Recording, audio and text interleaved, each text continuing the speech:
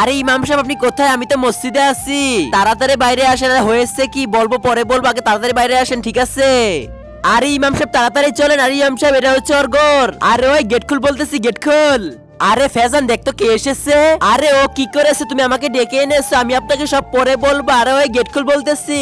আরে ও তো ইমাম সাহেবকে নিয়ে এসেছে। আরে ভাই গেটের সামনে কে?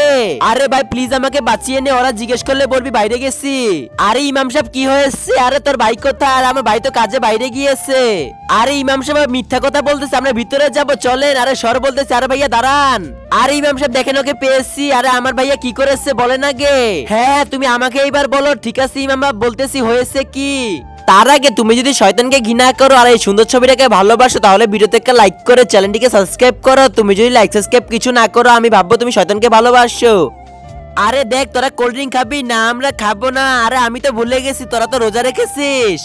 আরে দূরে যে খাও, এখন আমি তোদেরকে দেখিয়ে দেখিয়ে খাবো। হা হা হা হা। রোজাদার ব্যক্তিদের সাথে এসব করে এসছে, প্লিজ আমি আর এসব করবো না, মাফ করে দেন। মাফ আমার কাছে না আল্লাহর কাছে চাও।